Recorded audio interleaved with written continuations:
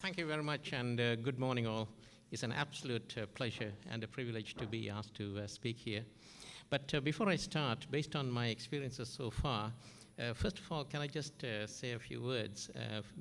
The speech by Dr. Rashid Alim was very, very inspirational because almost all these views reflect my sentiments word for word.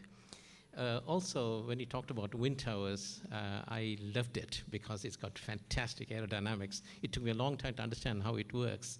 And the other key item that sort of caught my attention was learning from the past. So we're going to go through a few case studies based on my experience of designing large aircraft and also enjoying the present as a result of the advancements in technologies. And most importantly, I want to leave you with some thoughts of future air transport. So let's just quickly go through my expressions of what sorry, how do I advance this one? Okay.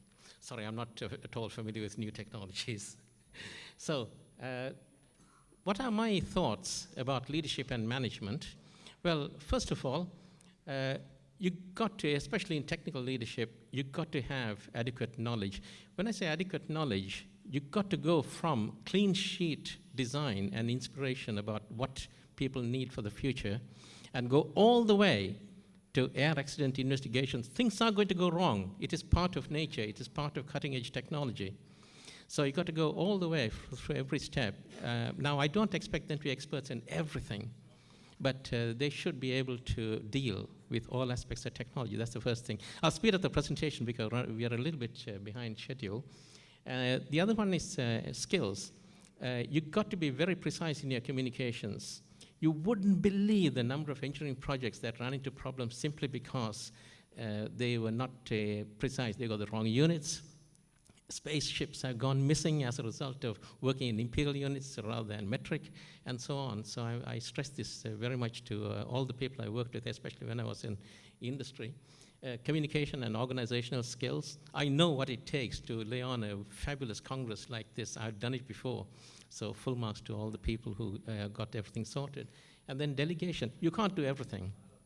And finally, of course, you also need to respond quickly to all queries, etc. And finally, journalism skills. You have to deal with media. You've got to provide very precise statements to the media, preferably with images, with nice captions, and so on, to make sure you get the right message across. Otherwise, the journalists will start cooking up stories of their own. I come across this before. And finally, of course, attitudes. Very, very important. It's a global business. You go international day one in aerospace. And as a result, you've got to have the right attitude, the right body language, facial expressions, etc. And most importantly, there will be times when you will come across testing circumstances. Please stay calm, because you have to deal with different cultures, different backgrounds, and so on. So, going back in history, we need to find out where we have got to. So very, very quickly, 120 years of air transport in 2 minutes. Starting with airships. Now, I thought I would better quickly go through this. The reason is this was capable of transporting 5 passengers 6 kilometers at about 20 kilometers per hour. You might think this all in the past. Those companies which are thinking of going into urban air mobility or electric air taxis, that's a good specification to aim for. When I say 5 passengers, we're looking at a family maybe, a family of 4 with luggage, and they want to be picked up from the roof of this building, transported to their homes, and that machine has to come back for change of batteries or recharge the batteries.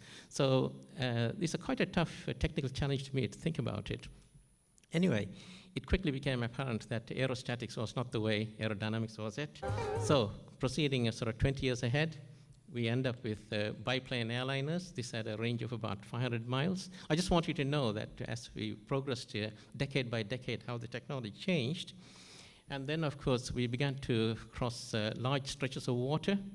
So now we have got flying boats coming in, which can land on water. And, of course, as the runways began to get built around the world, we now have long-range piston props. But it quickly became apparent that the reciprocating engines have had their way, and they began to switch to gas turbines. So you attach propellers to gas turbines, and you get the turboprops. We don't use them for long-range transport anymore, but they're a good solution for regional transports. But aeroplanes are getting faster and faster, and it now gets to a point where you really cannot allow the propellers to reach the tips to reach supersonic speeds. So switch to jets. The problem with jets is that they consume a hell of a lot of fuel. Wouldn't it be nice if you can use the jet power and couple it to some sort of a ducted fan and out pop the fan jets? Sorry, I skipped a slide there. Yes, that's the Boeing 707, fabulously successful aircraft. This went into service in 1958, the year I was born, and it still is in service with the military. The very latest British airborne early warning system is based on this aircraft. The airframe is half a century old.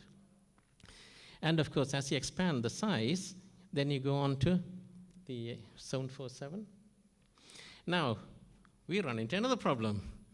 I'm sorry, when you want to advance aerospace technologies, it's problems one after the other, new problems keep cropping up. As the physical dimensions change, get bigger, you find that it begins to bend and twist all over the place. And the question is it possible to try and limit the bending? Yesterday morning, when we took off from Manchester Airport, I was seated in line with the wings. It was particularly nice to see the wing tips beginning to rise as the aircraft took off. It means it's beginning to take over the support of the weight of the aircraft from the landing gear. And you just appreciate how much energy is being pumped into the system to bring me all the way to Dubai within the space of about 7 hours. So it is now 1980s, and this is when I entered the industry. Computers had begun to invade aeroplanes. So decade by decade, we are injecting more and more technologies, more and more capability. It's safer, and of course, it's more efficient.